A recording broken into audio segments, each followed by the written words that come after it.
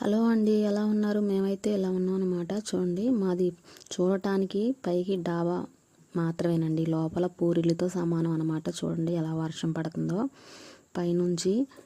చూడండి, జల్లు జల్లు పడుతుంటే కింద క్లాత్ వేసామన్నమాట. వాటర్ అనేది క్లాత్ లాక్కోవడానికి వేసాము.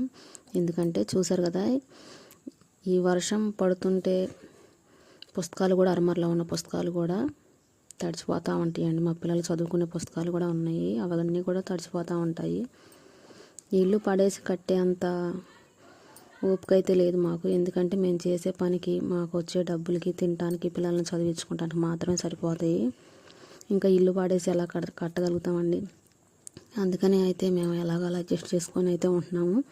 ప్రస్తుతానికి అయితే అనుకున్నామండి, పైన టార్బాల్ అయితే వేద్దాము. మరి వర్షాలకి సామాను అటు ఇటు మార్చాల్సి వస్తుంది, చాలా ఇబ్బంది పడిపోతున్నాం అనమాట.